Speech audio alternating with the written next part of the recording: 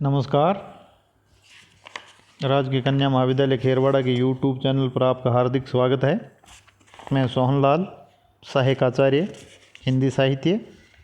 आज जो आपको टॉपिक पढ़ाने जा रहा हूँ वह बीए स्नातक तृतीय वर्ष प्रश्न पत्र प्रथम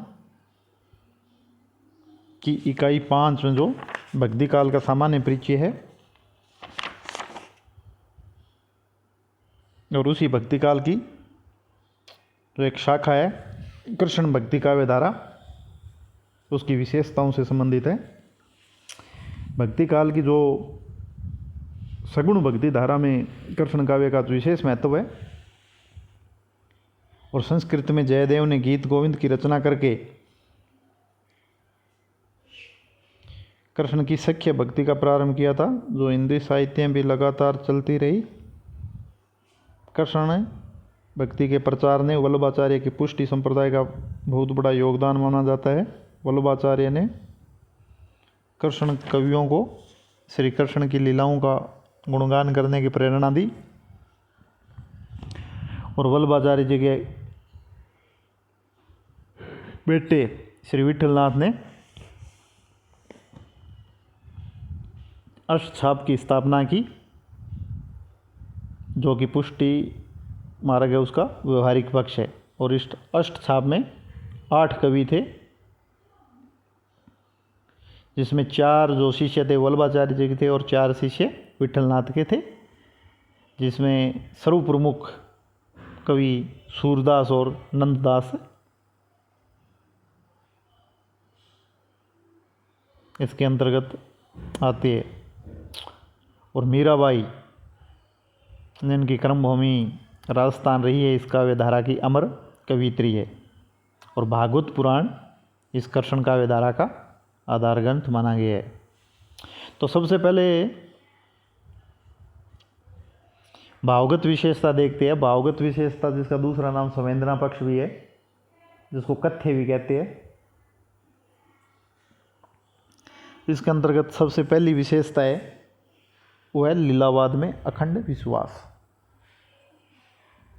कृष्ण काव्य धारा में कृष्ण के लोक रंजक स्वरूप एवं माधुर्य से पूर्ण लीलाओं का चित्रण है। इसलिए सभी कवियों ने लीलावाद में अपना अखंड विश्वास प्रकट किया है। सभी कवियों ने लीला वर्णन तथा गायन मुक्त भाव से किया है और लीलाओं का मुख्य उद्देश्य आनंद प्रदान करना है। बालक कृष्ण की वात्सल्य से पूर्ण लीलाएं, बाल गोपाल के साथ सख्य के रूप में स्थापित करती लीलाएं तथा ब्रज की गोपियां एवं राधा के साथ रास रचाने वाली माधुर्यमयी लीलाओं का संपूर्ण भक्ति काव्य में अद्भुत योगदान है। कृष्ण ब्रजवासियों को भयमुक्त करने हेतु पूतनावध और शेषनाग दमन आदि लीलाएं भी करते हैं और ये लीलाएं जनमानस के ध्यान को आकृष्ट करने वाली है। दूसरी विशेषता ले सकते हैं इसमें, जो भावगत विशेषता, जो प्रमुख विशेषता है, वात्सल्य का विशद चित्रण, जो कि सूरदास ने अपने ग्रंथ सूरसागर में किया है। कृष्ण के जन्म से उनके मथुरा जाने तक के समय को चित्रित करते हुए कृष्ण भगत कवियों ने बाल कृष्ण के अनेक वात्सल्य के पूर्ण चित्र प्रस्तुत किए हैं। सूरदास ने सूरसागर में वात्सल्य के अद्भुत चित्र प्रस्तुत किए हैं। उन्होंने वात्सल्य का सजीव एवं सर्वांगपूर्ण चित्रण किया है। यशोदा एवं नंद की गहन अनुभूतियों का अति सहज तथा स्वाभाविक चित्रण किया है। इसका अपना एक उदाहरण है, सूरदास का पद है, उसकी 2 लाइन उदाहरण के रूप में यहाँ लिख सकते हैं, जैसे शोभित कर्णवनीत लिए गुठरोनी चलत रेणु तन मंडित मुख तदि लेव की। अगली विशेषता है प्रेम की विराट कल्पना। कृष्ण भगत कवियों ने अन्य धाराओं के भगत कवियों की तरह प्रतीकात्मक और श्रद्धा से संयमित प्रेम को नहीं अपनाया। इनका कृष्ण के प्रति प्रेम जनतांत्रिक किस्म का है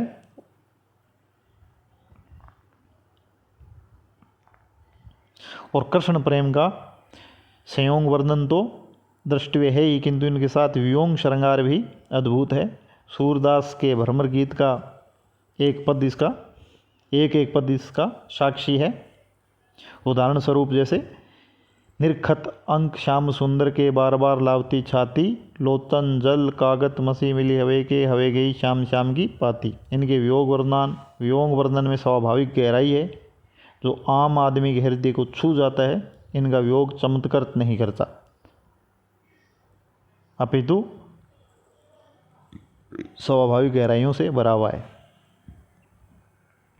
भ्रमर गीत की मौलिक उद्भावनाएं, इसकी अगली विशेषताएं हैं। कृष्ण भक्ति कवियों ने भ्रमर गीत परंपरा द्वारा गोपियों के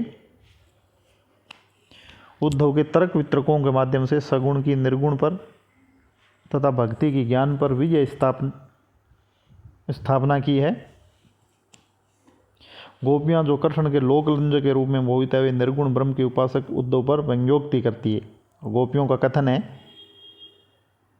उदाहरण स्वरूप यहाँ अपने उसको लिख सकते हैं, जैसे निर्गुण कौन देश को बासी, मधुकर हंसी समझाए सोहन दे, बूझती सांच ने हांसी, को है जनक जननी को कैयत, को नारी को दासी। युग जीवन की अनुपस्थिति।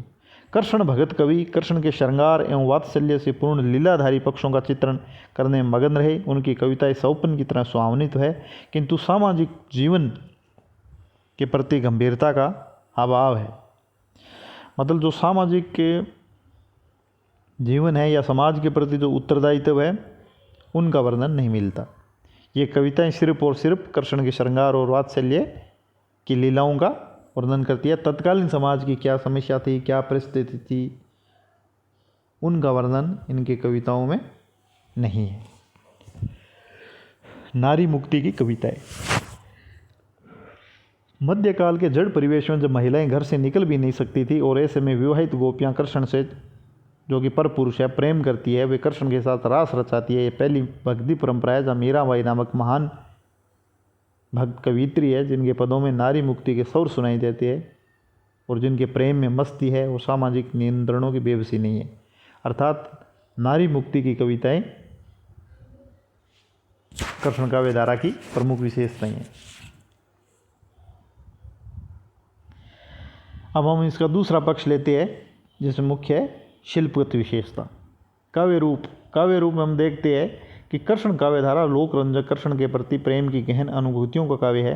अनुभूति की गहनता के कारण इन कवियों की रचनाएं मुक्तक पदों में मिलती है और इन पदों में उन्मुक्त किस्म का प्रबंध भी दिखाई देता है, इसलिए इन्हें लीला पद की विशेष संज्ञा दी गई। मतलब कोई प्रबंध काव्य नहीं लिखा गया, जो भी काव्य लिखा गया है वो लगभग मुक्तकों में लिखा गया है और लीला पदों और पदों में भी लिखा गया है, जो इनकी एक विशिष्ट विशेषता है। भाषा। इस धारा, जो कृष्ण काव्य धारा है, इसकी अभिव्यक्ति ब्रज भाषा में हुई है और ब्रज की मधुरता इसका विलक्षण उदाहरण है। छंद। दोहा, कवित्त, सवेय आदि छंदों का प्रयोग किया गया है। पदों का प्रयोग एक विशिष्ट पहचान है। अलंकार। अलंकारों का भरपूर प्रयोग हुआ है। श्रृंगार और वात्सल्य के पद जो सूरदास ने लिखे हैं, उन्होंने अलंकारों का प्रयोग किया है। उपमा और उत्प्रेक्षा सूरदास जी के प्रमुख अलंकार रहे हैं और इन्हीं अलंकारों के उपयोग पर शुक्ल जी ने लिखा है कि सूर को उपमा देने की झक सी चढ़ जाती है, वे उपमा पर उपमा और उत्प्रेक्षा पर उत्प्रेक्षा दिए चले जाते हैं। बिंब और प्रतीक। इन कवियों ने बिंब और प्रतीकों का सफल प्रयोग किया है। कृष्ण ब्रह्म के तथा गोपियां आत्मा का प्रतीक है और दृश्य बिंब का भी प्रयोग किया है, जिसका एक उदाहरण अपने दे सकते हैं। घुटरोनी चलत रेणु तन मंडित मुग्धदी लेव की। इसी के साथ कृष्ण काव्य धारा की विशेषता समाप्त होती है। आज के लिए इतना ही। धन्यवाद।